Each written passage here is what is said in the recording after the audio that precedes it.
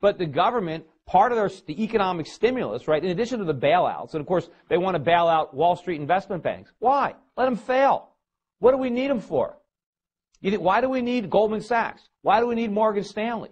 Let them fail. The government tries to blame all the economic problems that we have today on the fact that they let Lehman Brothers go out of business. Meanwhile, they bailed out everybody else, and we're in this gigantic mess. Maybe it's not because they let Lehman fail. Maybe it's because of the other bailouts.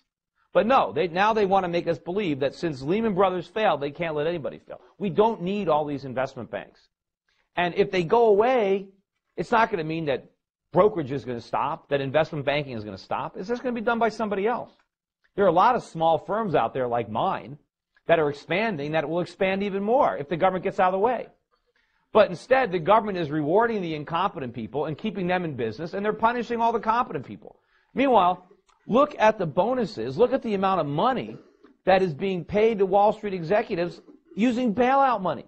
I mean, how can these guys be entitled to make multi-million-dollar a year salaries when their companies are losing a fortune based on what they're doing?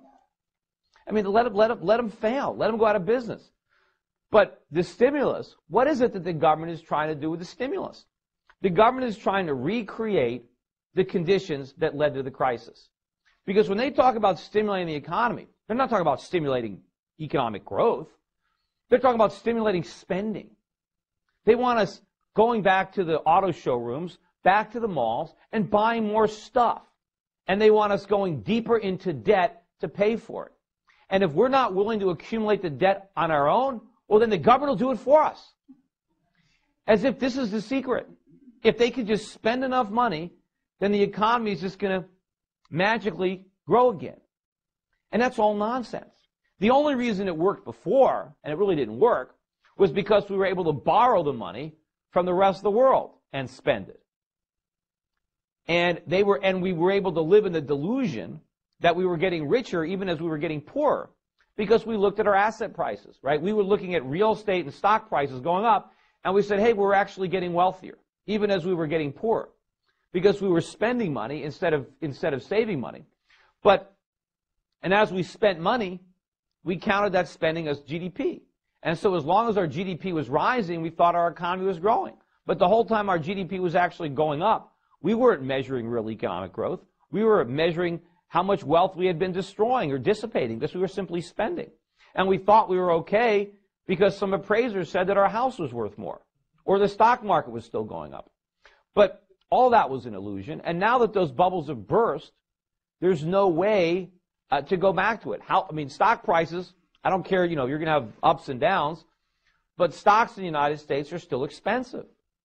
Based on any kind of historic measure of value, the PEs are high and the yields are low. Stocks are overpriced.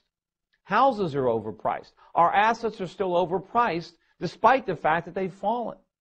Meanwhile, our whole economy is phony. The malinvestments that we have now is this entire service sector economy. We built an economy based on the idea that we can borrow and spend money in perpetuity. And that was just as phony as the idea that real estate prices would always rise. So we have a lot of Americans that are working in jobs that they really shouldn't be in. We got a lot of Americans that work in retail, that work in shopping centers, that work in restaurants, that work in financial services. There are a whole host of Americans employed doing things that they really shouldn't do because, we're too broke to patronize their businesses. We need more Americans making stuff, producing things. And in order to have American labor available for productive capacity, they have to leave where they are right now. That somebody has to lose their job in the service sector in order to get a job in goods production. And of course, in order to get a job in goods production, we need capital. You can't produce anything without machines, without tools. Where's that stuff going to come from? You just can't wave a wand. You're going to have savings. Somebody's going to have to be able to borrow the money to make those investments, which means Americans are going to have to save their money.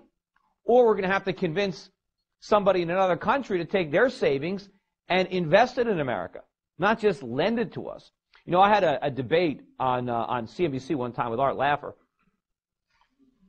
and it's about a 10-minute debate. The clip is on YouTube, and part of it, where he bet me that penny went into that Peter Schiff video. But in that whole debate, you know, when I tried to point out that we were borrowing too much money, Art Laffer said that my nervousness about all the debt was wrong.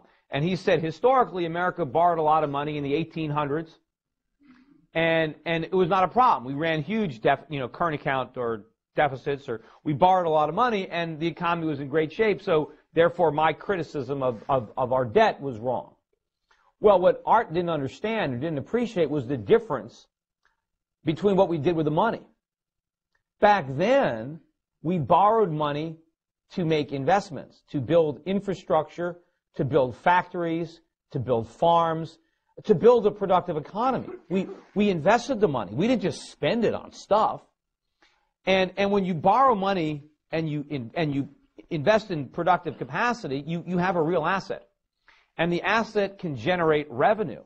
If we built a factory that manufactured widgets, we could sell the widgets to the British and to the French and earn enough money to pay back the money they loaned us and the interest. And we became the world's wealthiest economy because we borrowed to produce. What we've done recently is we've borrowed to consume. We didn't produce anything. We borrowed money and bought trinkets. We bought depreciating consumer goods. So how can we possibly pay the money back? We didn't acquire any income-producing assets to pay the money back. So if we're going to rebuild a viable economy, and if we don't have our own savings, we're going to have to convince the Chinese and the Japanese to build factories here. Well, why would they want to do that? With the high regulations that we have right now, with the high taxes that we have right now, we're just not competitive. So the only way that we're ever going to rebuild a sound economy in the United States is, number one, we're going to have to stop all the stimulus and stop the bailouts and let the free market work. We have to understand that what's happening right now is not the problem, it's the solution. The problem was the bubble blowing up, not the deflation. We have to allow the pain, no matter how unpleasant it is. We have to understand that anything we do to delay this is going to make it worse. You know, when you have President Obama is talking about how everything is different than George Bush, how his administration has changed, we're doing it differently. He hasn't changed anything. He's doing exactly what Bush did. He inherited the same situation, only worse, and he's doing the same thing, only worse. His fiscal policy is worse than Bush's, and it's funny, as he's getting ready to sign a budget or proposing a budget with near a $2 trillion deficit in 1 year, he's criticizing Bush for deficit spending. And what Bernanke is doing, the things that Bernanke is doing now, dwarf what Greenspan did in irresponsibility. I mean, I still say that, it's a tough race. I said that, there's a race to see who's going to go down in history as the worst Fed chairman ever. And Greenspan is probably still in the lead, but Bernanke is hot on his tail. I think the only reason that Greenspan is still winning is because he was there longer. But as far as for how many years he's been at the helm, it's got to have to go to Bernanke. But so the combination of Obama-Bernanke is way worse than Bush-Greenspan. But it's the same philosophy. Nothing has changed. This might as well be the third Bush term. He is doing the same exact stuff. I mean, the rhetoric is a little bit different, but the policies are all the same.